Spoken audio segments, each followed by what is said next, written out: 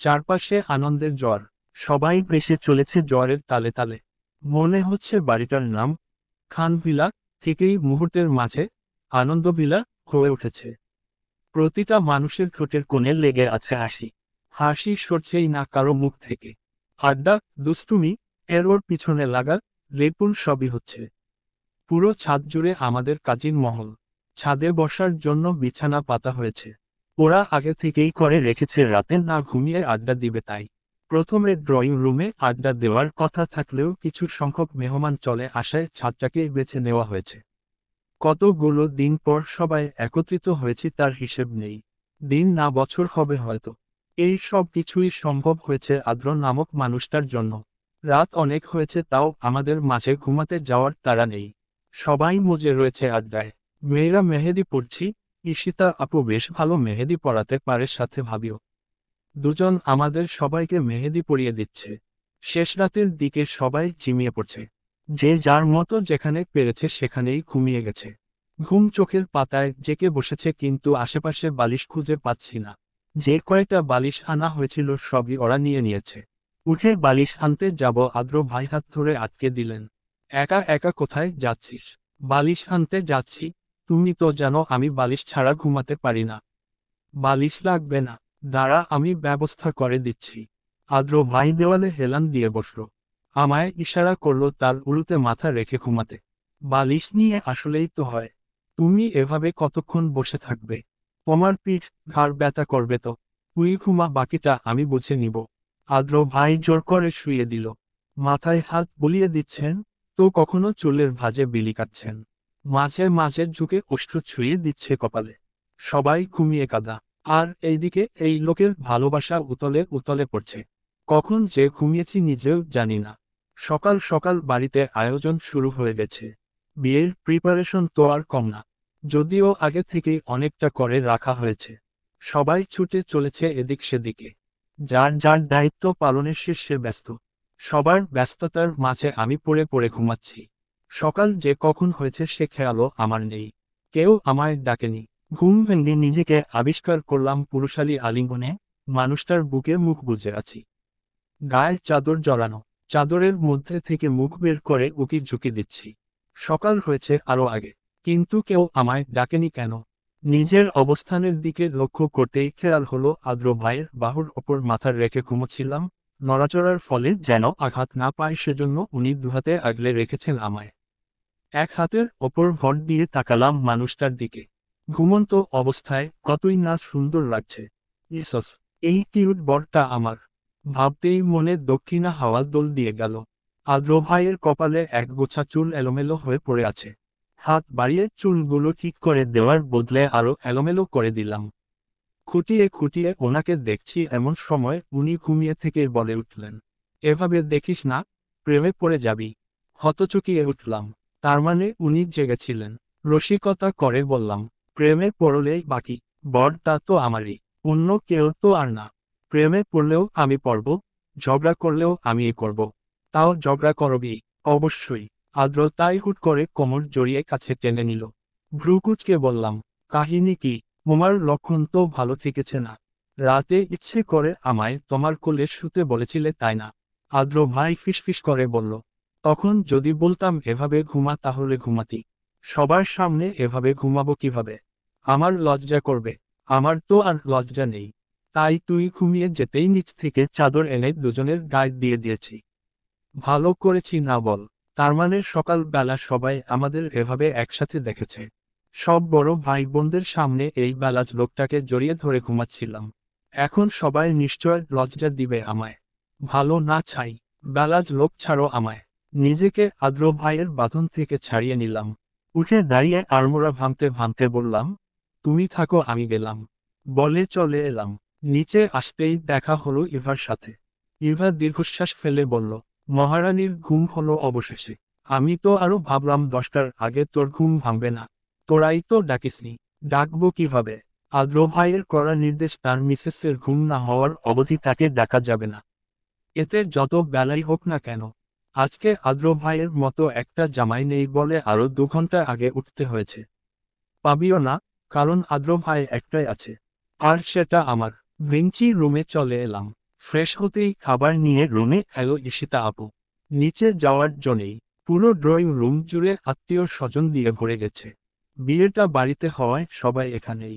খাওয়ার শেষ হতেই শাওয়ার নিতে পাঠিয়ে দেওয়া হলো। বেরিয়ে এসে দাঁড়াতেই রুমে আম্মু প্রবেশ করলো। এই সময়ে আম্মুকে আমার রুমে দেখে খানিকটা অবাকই হলাম বটে। আম্মু এগিয়ে এসে হাত থেকে তোয়ালেটা নিয়ে নিল। চুলগুলো মুছিয়ে দিতে দিতে বলল, এই গোসলের পর ভালো মতো চুল মুছিস না। চুলের পানিতে অর্ধেক জামা ভিজিয়ে ফেলেছিস, তারপর যে সর্দি লাগবে সে খেয়াল আছে? সব সময় কি আমি তোর চুল মুছে দেওয়ার জন্য বসে থাকব? নিজের খেয়াল নিতে কবে শিখবি তুই? তুমি থাকতে আমায় কেন নিজের খেয়াল রাখতে হবে? কাল থেকে কি আমি তোর সাথে থাকব? এই একটা প্রশ্নে আমি চুপ মেরে গেলাম। আম্মু পুনরায় জিজ্ঞেস করল, কে খেয়াল রাখবে তোর? সময় মতো খাস না, চুল ঠিক করে মুছিস না, বিছানা টেবিল সব এলোমেলো করে রাখিস। এগুলো সহ্য করবে কে? কথাগুলো শুনেই চোখের সামনে ভেসে উঠল কাঙ্ক্ষিত মানুষটার মুখশ্রী, যে আমার নির্দ্বিধায় সহ্য করে নিবে, হাসির মুখে মেনে নিবে আমার যত পাতারা চিহ্ন গলামি। আম্মুর গলা জড়িয়ে ধরে বললাম, কে আর সহ্য করবে? আদ্র ভাই আছে না, উনি সহ্য করবে। আদ্র ছেলেটা আছে বলেই তো তোর মতো বাদরকে ওর গলায় ঝুলিয়ে আমি শান্তিতে আছি।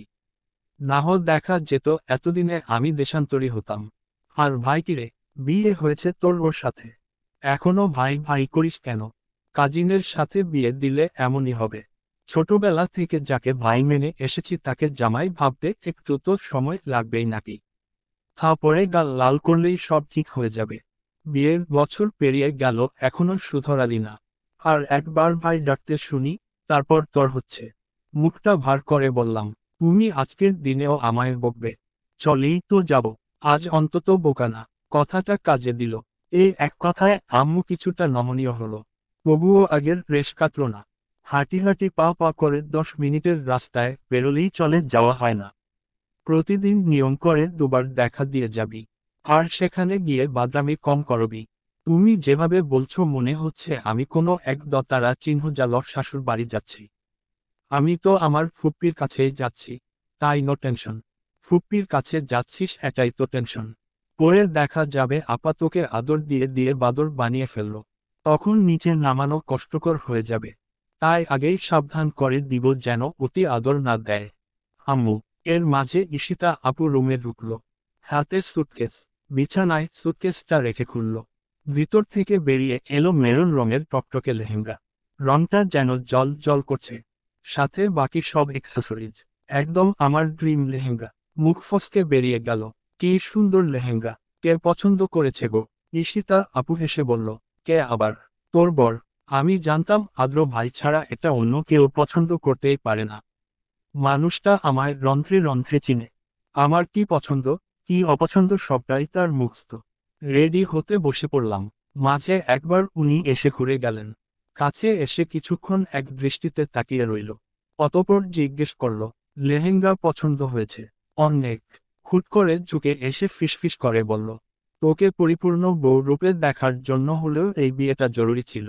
দীর্ঘ সময় বসে থাকতে থাকতে কোমর ধরে এসেছে। আমি বেশিক্ষণ একাধারে বসে থাকতে পারি না। অবশেষে সাজ শেষ হলো। সাজ শেষ হতেই উঠে দাঁড়ালাম। আয়নায় ঘুরে ফিরে নিজেকে দেখছি। লেহেঙ্গাটায় নিজেকে বেশ ভালোই লাগছে।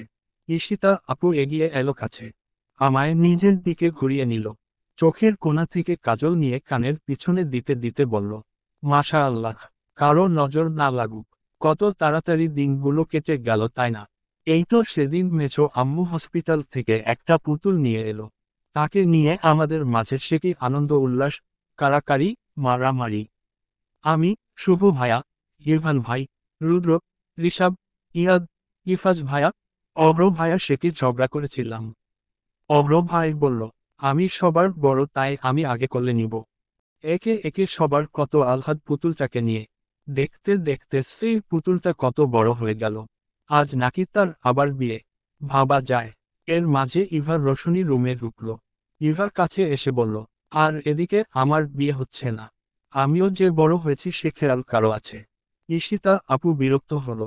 তৎক্ষণাৎ জবাব দিল, সারাদিন বিয়ে বিয়ে করিস তাই তোর হচ্ছে না। একটু সবুর কর, সবুরে মেওয়া ফলে। তাহলে আজ থেকে আর বলবো না। ইভার কাণ্ডে তিনজন হেসে দিলাম। এর মাঝে ডাক পড়ল নিচ থেকে। কাজী সাহেব এসে পড়েছেন। আমাদের বিয়ে পড়িয়ে তাকে অন্য জায়গায় যেতে হবে, আরও বিয়ে পড়ানো বাকি আছে। নিচে নেমে দাঁড়াতে মাথার ওপর ফুলের ওড়না ধরল ভাইয়ারা। সামনের রুদ্র আর ঋষভ ভাইয়া, পিছনে ইয়াদ আর ইফাজ ভাইয়া, আমার পিছনে ইভা, রোশনি, ঈশিতা আপু। বাগানের কাছে আসতেই চোখ পড়ল গোল্ডেন রঙা শেরওয়ানি পরিহিত আদ্র সাহেবের ওপর। মানুষটাকে এই সাজে চমৎকার লাগছে। ঠোঁটের কোণে লেগে আছে মন মুগ্ধ করা হাসি। ওনার ওই হাসিতে ঘায়েল হয়ে যাচ্ছি আমি। আশেপাশের মেয়েগুলো তাকিয়ে আছে। তাকিয়ে লাভ নেই, জামাই তো আমারই। মনে মনে নিজেই হাসলাম। স্টেজের কাছে এগিয়ে যেতেই আদ্র ভাই বসা থেকে উঠে দাঁড়ালো। কাছে এসে হাত বাড়িয়ে দিল। দুহাতের লেহেঙ্গা তুলে রেখেছি। এক হাতের লেহেঙ্গা ছেড়ে ওনার হাত ধরতে যাব, তার আগে ইভা এসে সামনে দাঁড়ালো। হাত পেতে বলল, বউয়ের হাত পড়ে ধরবে। আগে আমাদের পাওনা দাও। তোদের পাওনা এলো কোথা থেকে? আমাদের গেট ধরার টাকা। আদ্র ভাই ভ্রুকুচকে বলল, গেট কোথায়? ধান্দাবাজির জায়গা পাস না। ইভা রোশনি ফট করে কোথা থেকে একটা ফিতা এনে বেঁধে দিল। রোশনি আর ইভা মিলে হুট করেই স্লোগান তুলল, টাকা দেও, বউ নেও। ওদের সাথে তাল মিলালো আরো কয়েকজন। আদ্র ভাই পড়েছে ফ্যাসাদে। ওনার অবস্থা দেখে আমার হাসি পাচ্ছে। ওড়নার নিচে মিটি মিটি হেসে নিলাম।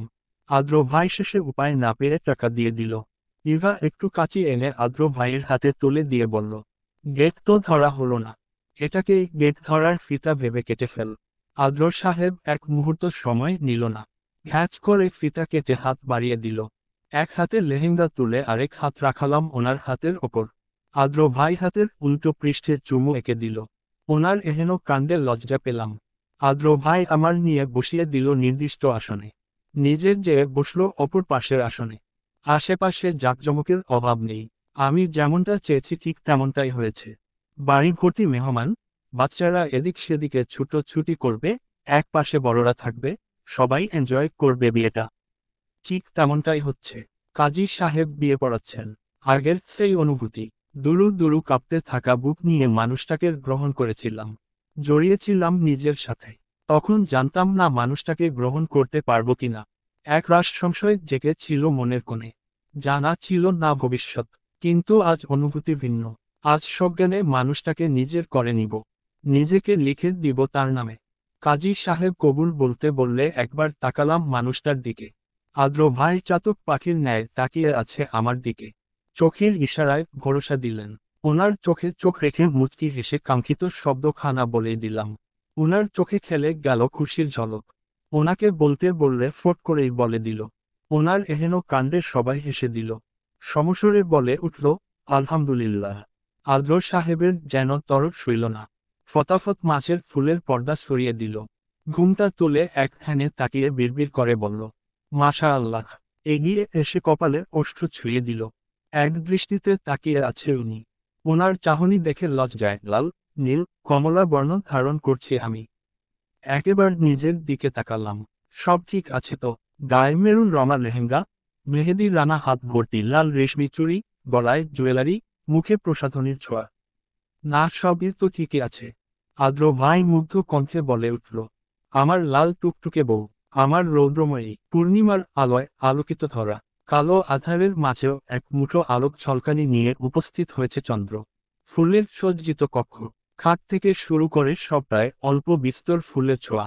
পুরো খাট জুড়ে ফুলের অস্তিত্ব। ফুলের সুবাসে সুবাসিত কামরা। ফুলের ঘ্রাণে মৌমু করছে চারপাশ। বিছানায় বসে বসে বিরক্ত হচ্ছি। এই আদ্র কোথায় গেল? এখনো আসার নাম নেই। উনি কি ভুলে গেছে ওনার অপেক্ষায় কেউ একজন বসে আছে? দেখাই নেই তার। এর মাঝে বাহির থেকে কিছু মানুষের কণ্ঠ শোনা যাচ্ছে। ইভা, রোশনি, ঈশিতা আপু, ভাবি, অব্র ভায়া, রুদ্র ভায়া, ইয়াদ ভায়া, রোশন, আরও এরা মিলে দরজায় আটকে রেখেছে ওনাকে। আদ্র ওদের দরজার সামনে দাঁড়িয়ে থাকতে দেখে ভ্রুকুচকে জিজ্ঞেস করল, কি ব্যাপার? তোমরা না ঘুমিয়ে এখানে দাঁড়িয়ে আছো কেন? যাও যাও ঘুমাতে যাও। প্রিয়ম ভাবি বলল, সেটা তো যাবই ভায়া। আগে আপনি যান তারপর যাব। আদ্র এগিয়ে আসতে নিলে ইভা বাধা দিল। আদ্র ফের জিজ্ঞেস করল, কি সমস্যা? যেতে দিচ্ছিস না কেন? এভাবে তো যেতে পারবে না। তাহলে কিভাবে যাব?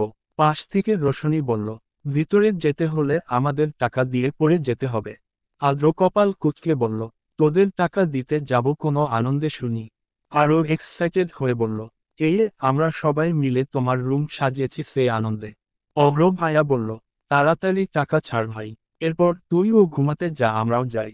আদ্র নাক সিটকে বলল, ছি ছি, বড় ভাই হয়ে ছোট ভাইয়ের থেকে চাঁদাবাজি করতে একটুও লজ্জা লাগছে না?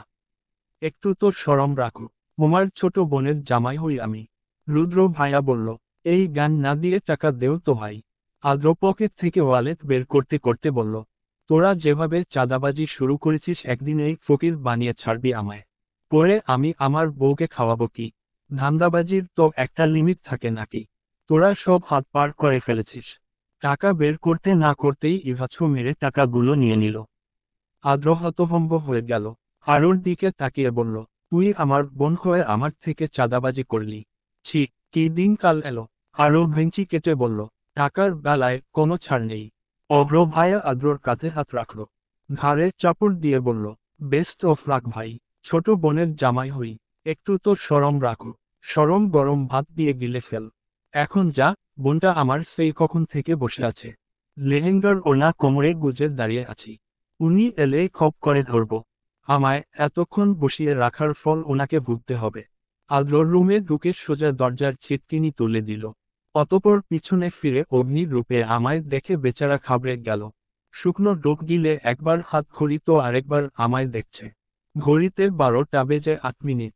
আদ্র সোজা কানে ধরে ফেলল, সরি বউ, রাগ করে না। বিশ্বাস কর আমি আরো আগে আসতে চাইছিলাম, বন্ধু নামক বজ্জাতগুলো আসতে দেয়নি। তুই না আমার ভালো বউ, এভাবে বরকে কেউ দেখে? একটু ভালোবাসার দৃষ্টিতে দেখ জানো। তোমার জানুর নিকুচি করেছি, সেই কখন থেকে বসে আছি খেয়াল আছে। আদ্র মুখটা কাচু মাচু করে বলল, সরি বললাম তো। ওনার এই অবস্থা দেখে হাসি পেল। প্রথমেই পরাজয়ের স্বীকার করে নেওয়া সৈনিকের সাথে আর যাই যুদ্ধ করা যায় না। বড় নিঃশ্বাস নিয়ে নিজেকে শান্ত করলাম। রাগ করা যাবে না। নিজেকে সামলে ওনার দিকে এগিয়ে গেলাম। সালাম করতে ঝুঁকতে নিলে আদ্র আটকে দিলেন। কি করছিস? সালাম করব না। তোর স্থান আমার বুকে, আমার পায়ে নয়। তোর অস্তিত্ব আমার হৃদয়ে জুড়ে। কখনো যেন না দেখি কাউকে পায়ে হাত দিয়ে সালাম করতে। মুখে সালাম দিবে এটাই যথেষ্ট। মাথা নেড়ে সায় জানালাম। আদ্র বাহুতে ধরে আমায় বিছানার এক কোণে বসিয়ে দিলেন। নিজে বসলেন আমার সামনাসামনি। সেকেন্ড গড়িয়ে মিনিট আসে কিন্তু ওনার নড়াচড়ার লক্ষণ নেই। এমন কি চোখের পলকও ফেলছে না। দেখে মনে হচ্ছে ধ্যানে বসেছেন উনি। আসলেই কি তাই? এদিকে একাধারে বসে থেকে বিরক্ত হয়ে উঠছি আমি। নড়াচড়া করতেই উনি চোখ সূচক শব্দ করলেন। কি সমস্যা? সাপের মতো মুচড়া মুচড়ি করছিস কেন? একভাবে বসে থেকে যায়। আর কত দেখবে? আদ্র নেশালো কণ্ঠে বলল, যতক্ষণ না আমার চোখের তৃষ্ণা মিটছে। জানিস এই রাতটার জন্য দীর্ঘ 11টা বছর অপেক্ষা করতে হয়েছে আমায়। কবে তুই আমার হবি? আমি তোকে আমার সামনে বসিয়ে এক দৃষ্টিতে তাকিয়ে থাকব। এর দেখার শেষ নেই। ওনার যত প্রেমিক মার্কা কথাবার্তা। পাক্কা আধা ঘন্টা বসিয়ে রেখেছে আমায়। বিরক্ত হয়ে বললাম, এই তুমি থাকো তো আমি ঘুমাতে গেলাম। খবরদার যদি নড়েছিস তাহলে তোর খবর আছে। কি আর করার? অগত্যা বসে থাকলাম। আদ্র উঠে গিয়ে আলমারি খুলল। কিছু একটা বের করছে। পুনরায় এসে সামনে বসল। বলল, হাত দে তো। কোনো বাক্য ব্যয় না করে হাত এগিয়ে দিলাম। আদ্র এক জোড়া সোনার বালা পরিয়ে দিল আমায়। ডান হাতের অনামিকায় রিং থাকায় বা হাতের অনামিকায় রিং পরিয়ে দিলেন। অতপর হাতের উল্টো পিঠে চুমু এঁকে দিলেন। কিছুটা এগিয়ে কপালে ওষ্ঠ ছুঁয়ে দিয়ে বলল, আমার জীবনের পূর্ণতা, আমার রৌদ্রময়ী। এই মানুষটার এক একটা সম্বোধন ভীষণ মিষ্টি। শুনতেও ভালো লাগে। প্রতিটা সম্বোধনের সাথে মিশে আছে এক রাস ভালোবাসা। যেই ভালোবাসায় আমি সিক্ত হয়ে চলেছি বারংবার। আদ্র উঠে যেতে যেতে বলল, ফ্রেশ হয়ে ড্রেস চেঞ্জ করেনি? এই ভারী লেহেঙ্গা পরে অস্বস্তি হচ্ছে নিশ্চয়ই। মাথা নেড়ে সায় জানালাম। আদ্র হেসে দিল। হাসতে হাসতে বলল, এখন অস্বস্তি হচ্ছে কেন? বউ সাজার বড্ড শখ ছিল না? বউ সেজে আরো কিছুক্ষণ বসে থাক। এক লাফে বিছানা থেকে নেমে গেলাম। ফতাফত বলে উঠলাম, মাফ চাই, আমি আর বিয়ে করব না। প্রথমবার ফতাফত কবুল বলে বিয়ে শেষ, এটাই বেস্ট ছিল। এবার বউ সেজে আমার শখ মিটে গেছে। লেহেঙ্গা তো নয়, যেন আস্ত এক বালির বস্তা। আমার কথা শুনে আদ্র হেসে দিল। কাবার্ড দেখিয়ে বলল, কাবার্ডে তোর প্রয়োজনীয় সব আছে, চেঞ্জ করে আয়। লাল রঙা জর্জেট শাড়ির সাথে দরকারি সব কিছু নিয়ে ওয়াশরুমের দিকে পা বাড়ালাম। একেবারে শাওয়ার নিয়ে বেরিয়েছি। সারাদিনের ধকলে শাওয়ার না নিলেই নয়। চুল মুছতে মুছতে বেরিয়ে আশেপাশে চোখ বুলালাম। পুরো রুমে কোথাও আদ্র নেই। উনি আবার কোথায় গেল? অত শত না ভেবে পা বাড়ালে ব্যালকনিতে। তোয়ালে শুকাতে দিতে হবে। তোয়ালে মেলে দিয়ে সেখানেই দাঁড়িয়ে রইলাম। পূর্ণিমার আলোয় আলোকিত শহর দেখতে ভীষণ সুন্দর লাগছে। দূরের টিমের ল্যাম্প পোস্টের আলো জল জল করছে। ব্যস্ত শহর নিস্তব্ধতায় ঘিরে আছে। শুনশান নিস্তব্ধতা বেশ লাগছে। আচমকা কোমরে কারো শীতল হাতের স্পর্শ অনুভূত হলো। চমকে উঠে পিছনে তাকাতেই ধাক্কা খেলাম প্রশস্ত বুকের মানুষটার সাথে। মাথায় ব্যথা পেয়েছি। কপাল ঘষতে ঘষতে বললাম, এভাবে ভূতের মতো কেউ আসে? ভয় পেয়েছি না। আর্দ্রতার শীতল হাতের বাঁধনে আরো খানিকটা জড়িয়ে নিয়ে বলল, ভয় পাওয়ার কি আছে? এইটুকুতে ভয় পেলে তো চলবে না বউ। এখনো তো অনেক কিছু বাকি আছে। মনের মাঝে ধক করে উঠল। তোতালানো কণ্ঠে শুধালাম, আরও বাকি আছে মানে? এখনই দেখাবো। সেকেন্ড 2 লাগলো ওনার কথার মানে বুঝতে। বুঝতে পেরে ওনার বুকে ধাক্কা দিয়ে বললাম, এই সরো অসভ্য লোক, দূরে যাও। আজকে আমি কোথাও যাচ্ছি না। ছাড় তো, আরও আগে দিব না। ওনার এহেন পাষণ্ড আচরণের ঠোঁট উল্টে ফেললাম। আদ্র আমার কাণ্ড হাসি আটকাতে না পেরে ফিক করে হেসে দিল। নাক টেনে দিয়ে বলল, তোকে ঠোঁট ফুলালে হেব্বি লাগে বউ। ইচ্ছে করে কামড়ে কুমড়ে তোর ওই তসতসে অধর জোড়া খেয়ে ফেলি। ছি, যত সব অসভ্য কথাবার্তা। আদ্র ঠোঁট কামড়ে ধরে হাসল। একবার চোখ বুলালো ওপর থেকে নিচে। লাল জর্জেট শাড়ি পরনে, হাতে ওনার একটু আগে দেওয়া বালা জড়া, গলায় একটা চেন, কানে দুল, ঠোঁটে হালকা লাল রঙা লিপস্টিক। খোলা চুলগুলো বাতাসের ঝাপটায় উঠছে। কিছু চুল বাতাসের ঝাপটায় মুখের সামনে এসে পড়তেই উনি ব্যস্ত হাতে সেগুলো কানের পিছনে গুজে দিলেন। জর্জেট শাড়ি ভেদ করে হাত বুলিয়ে দিলেন উন্মুক্ত উদ্রে। ধীরে ধীরে ওনার ছোঁয়া অবাধ্য হচ্ছে। শিহরণ বয়ে যাচ্ছে শিরদাঁড়া বেয়ে। বেসামাল হচ্ছে শ্বাস প্রশ্বাস। নিজেকে সামলাতে না পেরে হুট করে জড়িয়ে ধরলাম ওনাকে। আদ্র ঠোঁট এগিয়ে কানের কাছে আনলেন। নেশালো কণ্ঠ তার, উইল ইউ বি মাইন জান? কোনো উত্তর করলাম না। আদ্র ফের জিজ্ঞেস করল, নীরবতাকে সম্মতির লক্ষণ ভেবে নিব? কিছু বলার মতো পরিস্থিতিতেই নেই আমি। লজ্জায় মুড়িয়ে গেছি। লজ্জার তোপে মুখ তুলতে পারছি না। উনি আচমকা পাজা কোলে তুলে নিলেন আমায়। নিজের ভারসাম্য বজায় রাখতে আদ্রর গলা জড়িয়ে বুকে মুখ গুজে দিলাম। ওনার উই নেশালো চোখে তাকানোর সাধ্যই আমার নেই। আদ্র আলতো করে বিছানায় শুইয়ে দিয়ে ব্যালকনির দরজার আটকে পর্দা দিয়ে দিলেন। লাইট নিভিয়ে দিয়ে ড্রিম লাইট জ্বালিয়ে দিলেন। পাশ থেকে চাদর টেনে মুখ ঢাকলাম লজ্জায়, ইচ্ছে করছে এক ছুটে চলে যাই। আদ্র কাছে এসে চাদর ধরে টান দিল। মুখ ঢাকছিস কেন? লাজুক কণ্ঠে বললাম, লজ্জা লাগছে খুব। আমিই তো। এখানে লজ্জার কি আছে? তুমি বালাজ, তোমার বা লাজ শরম নেই। আমার তো আছে, নাকি? আদ্র দুপাশে হাত রেখে আমায় বন্দি করে ফেললেন তার বাহুর মাঝে। চাদর টেনে মুখ থেকে সরিয়ে গালের সাথে গাল মিশিয়ে ফিসফিসে কণ্ঠে বলল, তাহলে লজ্জা ভেঙে দেই যান। কি বলিস? কিছু বলার জন্য মুখ খুলব তার আগেই উনি ওষ্ঠে ওষ্ঠ মিশিয়ে দিলেন। অধর জুড়ে চলছে তার অত্যাচার। অবাধ্য হাত আনাগোনা করছে নিষিদ্ধ জায়গায়। আদ্র যেন নেশার ঘোরে আছেন। ধীরে ধীরে ওনার ভালোবাসা আরও গাঢ় রূপ ধারণ করছে। বেসামাল হচ্ছে দুজনের শ্বাস প্রশ্বাস।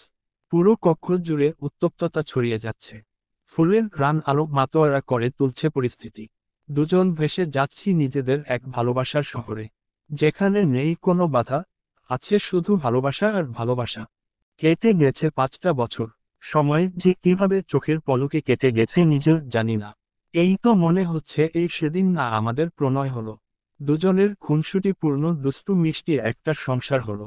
এখন দুজনের সংসারে নতুন সদস্য যোগ হয়েছে। এখন 3 জনের সংসার। দেখতে দেখতে 5টা বছর হয়ে গেল। বাড়িতে আয়োজন করা হচ্ছে। আমাদের বিবাহ বার্ষিকী উপলক্ষে বাড়িতে সবাইকে দাওয়াত করা হয়েছে। ইদানিং সবাই ব্যাস যার যার জীবনে।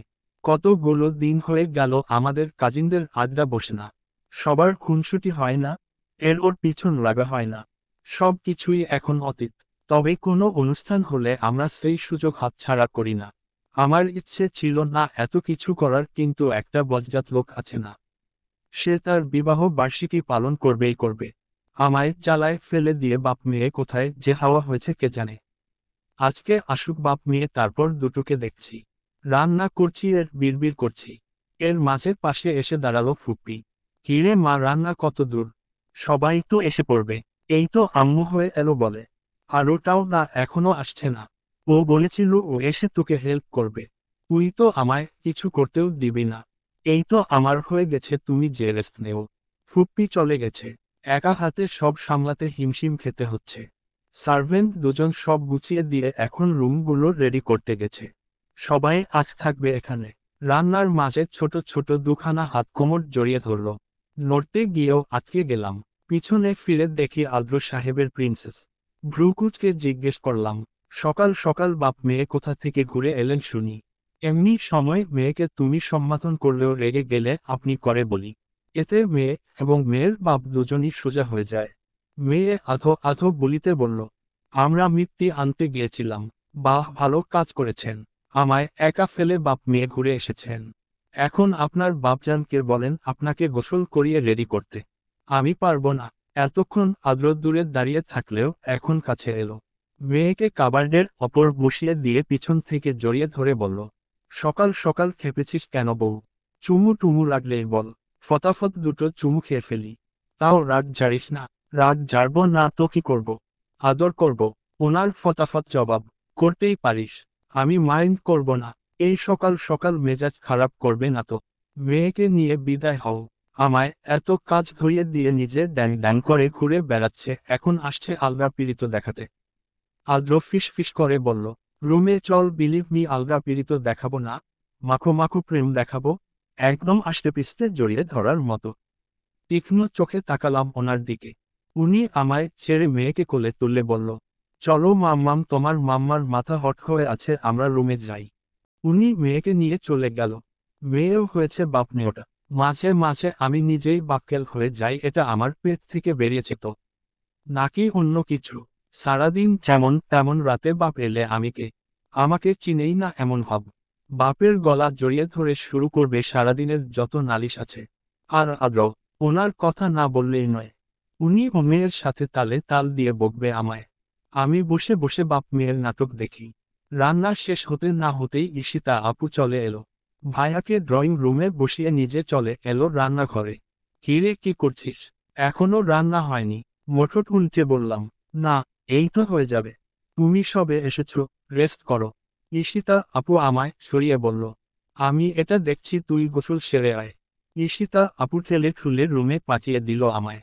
রুমে এসে দেখি আদ্র তার প্রিন্সেসকে ড্রেস পরাচ্ছে। বাপ মেয়ে একদম পুরোপুরি রেডি। ওদের কিছু না বলে জামা কাপড় নিয়ে শাওয়ার নিতে চলে গেলাম। পুরো ছাদ জুড়ে ডেকোরেশন চলছে। সবাই মিলে সাজাচ্ছে আর কি। একপাশে বসার জায়গা, অপর পাশে একটা টেবিলের ওপর কেক, বেলুন দিয়ে ডেকোরেশন করা। বাচ্চারা বেলুন নিয়ে খেলছে। হইচই আড্ডায় মেতে উঠেছে পুরো বাড়ি। সাজানো শেষে এবার সেলিব্রেশনের পালা। টেবিলের আশেপাশে সবাই জড়ো হয়েছে। মাঝে আমি, পাশে মেয়েকে কোলে নিয়ে আদ্র দাঁড়িয়েছে। তিনজন মিলে একসাথে কেক কাটলাম। আদ্র কেকের পিস নিয়ে প্রথমে মেয়েকে খাইয়ে দিল। এরপর আমায়। আমি একটু নিয়ে ওনাকে খাইয়ে দিলাম। খাওয়া দাওয়া পর্ব শেষ হতে হতে রাত 11টার মতো বেজে গেছে। আমরা সকলে বসেছি আড্ডা দিতে। সবাই বাচ্চা কাচ্চা, সংসার নিয়ে ব্যস্ত। তাই আড্ডা আগের মতো আড্ডা দেওয়া হয়ে ওঠে না। আম্মু তো মাঝে মাঝেই অভিযোগ তোলে, সবগুলো ছেলে মেয়ের বিয়ে হয়ে গেল, এখন বাড়িটা কেমন ফাঁকা ফাঁকা লাগে। খান বাড়ি এখন অনেকটাই ফাঁকাই পড়ে আছে। সবাই যার যার মতো ব্যস্ত। অভ্র ভাইয়া আর প্রিয়ম ভাবির এক ছেলে, এক মেয়ে। শুভ ভাইয়া, তিথি আপুর এক ছেলে। ইয়াদ ভাইয়া আর ইভাজ ভাইয়া কাজের সূত্রে ফ্যামিলি নিয়ে অন্যত্র থাকে। রুদ্র ভাই বিয়ে করেছে 2 বছর আগে। ঋষভ ভাই পড়াশোনা করে এখনো ব্যাচেলার ঘুরছে। আব্বু আম্মু বিয়ের জন্য প্রেশার দিচ্ছে, তবে তিনি নাকি বিয়ে করবে না, সন্ন্যাসী হবেন ভেবেছে।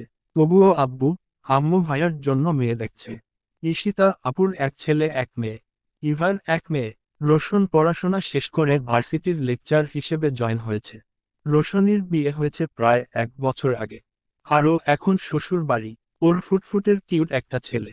আমাদের কাজিন মহলের জায়গায় কয়েকদিন আমাদের বাচ্চাদের কাজিন মহল হয়ে যাবে। কিন্তু এখনো আমরা সেই আগেই মতোই রয়ে গেছি। কারো মাঝে তেমন বদল আসেনি। সেই আগের মতো দুষ্টুই রয়ে গেছি। বাচ্চাদের আম্মু, বড় আম্মু, ফুপ্পি এদের কাছে গুছিয়ে দিয়ে আমরা গল্প করছি। গল্পের মাঝে খেয়াল করলাম তিথি ভাবি শুভ ভাইকে চোখ রাঙাচ্ছে। মেয়েটা এমনই, তবে খুব মিশুকে। শুভ ভাইকে উঠতে বসতে নাকানি চোবানি খাওয়ায়। বেচারা শুভ ভাই ফেসে গেছে নিজের চেয়ে কয়েক বছরের ছোট এক রমণীর ভালোবাসায়।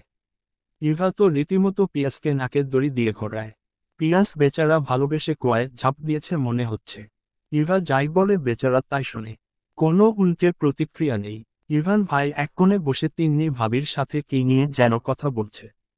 ইভান ভাই সেবার দেশে আসার পরিচয় হয় তিন্নির সাথে। তিন্নি মেয়েটা ইভান ভাইকে প্রথম দেখায় পছন্দ করে ফেলে। মেয়েটার পা তারা চিহ্ন গলামতে ভায়া মুখ ফিরিয়ে থাকতে পারেনি। একদিক দিয়ে তিন্নির পা তারা চিহ্ন গলামো, অন্যদিকে বড় আম্মুর বিয়ে নিয়ে প্রেশার। সব মিলিয়ে ইভান ভাই বিয়েটা করে নিয়েছেন। ওদের 2 বছরের ফুটফুটে একটা ছেলে আছে। আড্ডার মাঝে নিচ থেকে ডাক পড়ল, ঈশিতা আপুর মেয়ে কাঁদছে। আপু, ভাইয়া চলে গেল। রাত হয়ে আসায় একে একে সবাই যে যার মতো চলে যাচ্ছে। পুরো ছাদের জুড়ে আমি আর আদ্র সাহেব। ছাদের রেলিংয়ের সাথে দাঁড়িয়ে মিটি মিটি জ্বলতে থাকা তারা দেখছি। সবাই যেতেই উনি কাছে এসে দাঁড়ালেন। আলিঙ্গনে আবদ্ধ করে বলল, দেখতে দেখতে প্রায় 7টা বছর কিভাবে কেটে গেল তাই না রৌদ্রময়ী? হ্যাঁ, আমার তো মনে হচ্ছে এই তো সেই দিন আমি তোকে আমার করে পেলাম। এরপর আমাদের দুষ্টু মিষ্টি প্রেম, অতঃপর বিয়ে। সময় কত তাড়াতাড়ি চলে গেল তাই না? হ্যাঁ, সময় কারোর জন্য অপেক্ষা করে না। দিনগুলো কত তাড়াতাড়ি চলে গেল। কিন্তু তুমি আর আমি এভাবেই রয়ে গেলাম। এভাবেই সারা জীবন আমার হয়ে থাকবে তো? আদ্র হাতের বাঁধন আরো শক্ত করল।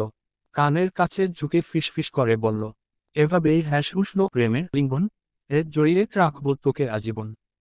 এর দেহে প্রাণ থাকবে যতদিন। আদিব চৌধুরী আদ্র, তার রৌদ্রময়ী রব থাকবে ততদিন।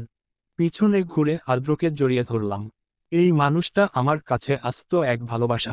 আদ্র আমায় নিজের বুক থেকে তুলে চুমু এঁকে দিল আমার ললাটে। আকাশে তারা জ্বলে উঠল। কি অপরূপ দৃশ্য! এভাবেই ভালোবাসায় কেটে যাক পুরোটা জীবন। আদ্র নামক মানুষটা আমায় মুড়িয়ে রাখুক ভালোবাসায়। ভালোবাসার মানুষটা সঠিক হলে, ভালোবাসা সুন্দর, ভীষণ সুন্দর। টিল্ড সমাপ্ত টিল্ড।